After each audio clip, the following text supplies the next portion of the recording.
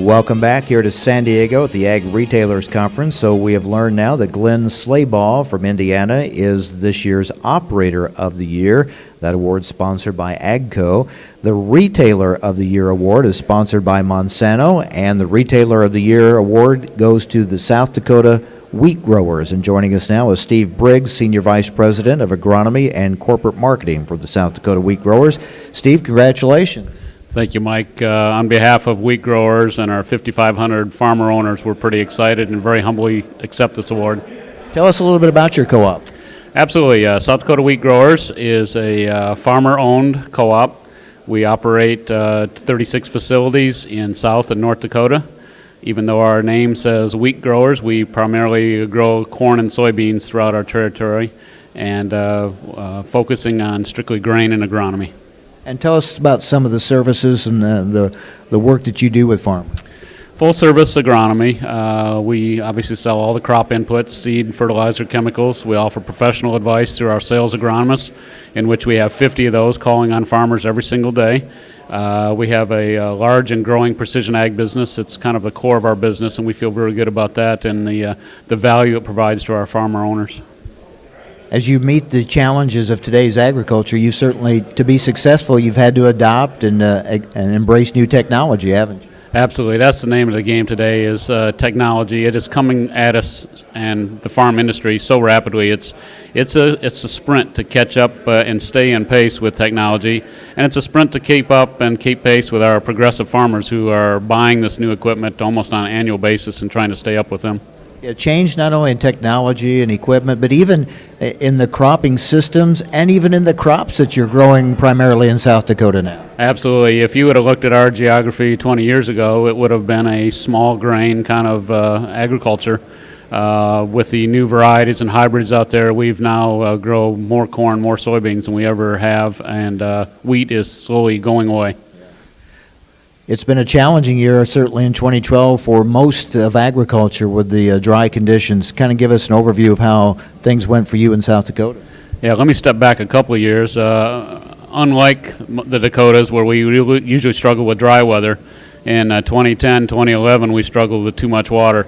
In fact, we had over 5 million acres those 2 years not get planted in the heart of our trade territory. That's a big hit on the agronomy business. We rolled into 12. We had an excellent spring, got all of our acres planted, and then as most of the Midwest experienced some drought, although it was a little bit more severe in the southern part of our trade territory, southern South Dakota, where they were impacted pretty hard. I would say our northern part of our trade territory, northern South Dakota and southern North Dakota, we had some farmers with record yields, so they're pretty happy with corn and soybean prices where they are and good record yields. It was a good year for them. But a reminder, every year is a new year, a new challenge, right? Absolutely. Welcome to agriculture. I've been in it for 20-some years, and every year you turn the page and it is a brand new slate. What's the key to success for a co-op like yours? I think it's today keeping pace with technology at a farm level and also providing exceptional customer service to our patrons. You're dealing with the dynamic, too, of fewer farmers but larger farms in many cases. How has that impacted your business? You're correct on that statement. Our farms are getting bigger with fewer farmers who are more technologically savvy, have a good business head on their shoulders, and so it's an opportunity to provide business value to our farmers. They're interested now more in risk management than maybe they have in the past. So it's more of a business mind than, say, an agronomy mind than it was 20 years ago to stay in touch with these farmers. We talk so much about management. You talked about precision agriculture. I can remember when we first started talking about that years and years ago, and hard to believe how far we've come in a relatively short period of time. But the word precision, I mean, it is amazing how precise we have become in agriculture to not over-apply, to make sure you can make the adjustments field to field and within that one field even. Absolutely. We're down to that individual field basis, in fact, zones within that field. And you're right, precision is unbelievable. We can apply different rates of seeding rates per acre, fertilizer rates, chemical rates on an on-off situation in a matter of inches in that field. And in your business, being a full-service partner with your farmers, your farmer customers, that's the key, I would imagine. Yes, they. the customers that elect to do business with us and we serve really have turned over a lot of their operations, the information gathering, the analysis at the end of the year in terms of where we're going to go for next year. So we've got some great customers that rely on our expert field agronomists to help them plan for next year. And what about looking ahead to next year? Are your conditions in South Dakota, have they been such here in the fall that a lot of work's been done getting ready for next year? A lot of field work's been done. We're still particularly dry in the southern part of our area. We do need some moisture there, but farmers are really optimistic. With corn prices where they are, with all the acres not flooded, we will have the opportunity to plant a big corn and bean crop next year. You see much of an acre shift for your trade area next year as far as corn and bean? Not a lot. We'll see a few more corn acres, primarily in southern North Dakota. We may see some of those wheat acres that didn't take hold this fall because of dry weather go to corn in the spring, but we'll primarily have the same percentage of corn beans that we have always had. A real challenge for the wheat crop, hasn't it? It really is. Poor emergence. It was planted in dry soil and it just never came up. So we've got some really spotty wheat. There's going to have to be some tough decisions on that crop come spring.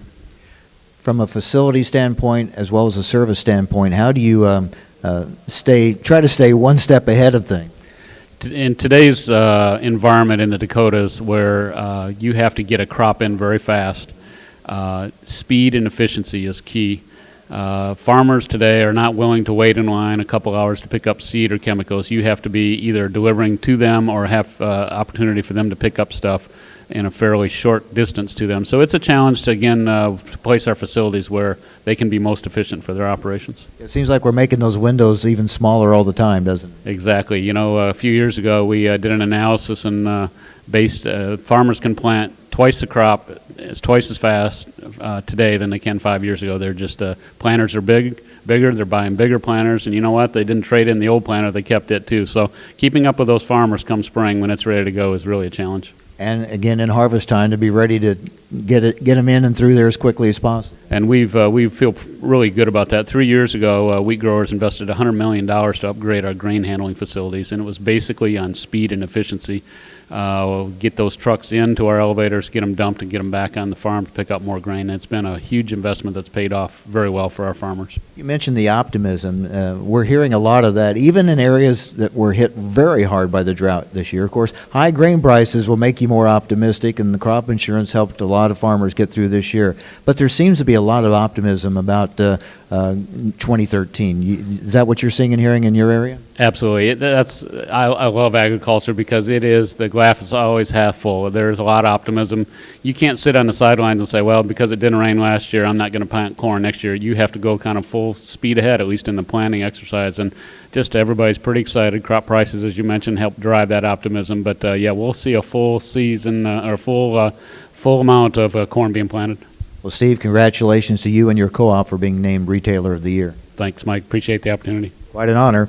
And that is Steve Briggs, Senior Vice President of Agronomy and Corporate Marketing for the South Dakota Wheat Growers, this year's Retailer of the Year award winner. That's sponsored by Monsanto. Last year, the Retailer of the Year winner was Johnny Council with the Lyman Tremont Group in Sacramento, California.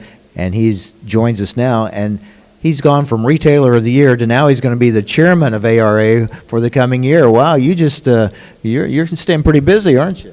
I'm a busy boy right now, Mike. But I'm humbled to be able to represent this organization and the membership like Steve here in his company. Amazing. His story, what we just heard, is really representative of what we're seeing throughout the industry for the ag retailers. The technology that's involved now, the providing of services for farmers, it's really been ratcheted up a significant amount, hasn't it? That's very true. I mean, we're a Northern California company, as you mentioned, and we don't deal with the big equipment that goes along with the corn and soybean part of the country, but the technology, even in our specialized crops, has just continued to get more and more advanced. Tell us about working in California with the specialty crops that you have, with the population centers that you have, with the environmental regulations and concerns that you have. How difficult is it doing business in that kind of a climate? It's really, I mean, I've been in that business now about 30 years, Mike, and it becomes a way of life. It doesn't make it easy. California is heavily regulated with water and endangered species and with worker safety issues. So we're constantly dealing with those kind of issues, and it's part of the cost of doing business. Because it's not us alone that has to do it. The growers are being forced to be are being regulated very heavily in not only the types of products that they're using, but in the way it's applied and the amount of hours you can work an individual, heat stress rules, and I mean there's just, you can go on and on and on. But where there's regulations like that, there's always opportunity, and we continue to strive to be in compliance and to be the best at what we do.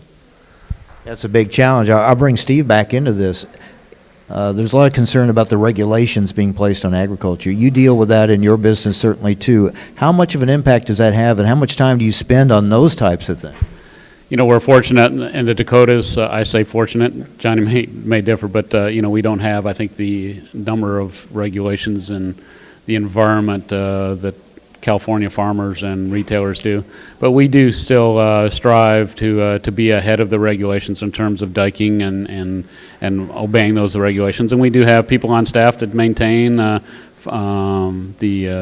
laws and the requirements that it takes to run a retail business. And quite frankly, I'm not opposed to regulating this business in a fair and scientific manner. I think it keeps the shady characters out of our business, which give us all a bad image. So I'm not opposed to regulations that make sense for our retailers and our farmers. The fair and scientific-based part of it is what we strive for. And quickly, Johnny, as you take over as chair of ARA for the coming year, what do you see as the top priority? Well, I think it's going to be more of the same, Mike, or maybe you know, now that the elections are behind us, some things are for sure, and that's that we're going to continue to be regulated. We're going to continue to be watched, I believe. Our industry is going through some good times right now. I believe that we're going to have to be very careful about the directions we go, both politically and in the decisions that we make, our business decisions. Yeah. And getting a farm bill done would help us all with an idea of what's ahead for us for some planning purposes. Steve Briggs, Senior Vice President of Agronomy and Corporate Marketing for South Dakota Wheat Growers, the Retailer of the Year award winner. Thank you very much. Congratulations, Steve. And again, Johnny Council, the new ARA Chairman for the coming year and last year's winner of the Retailer of the Year award.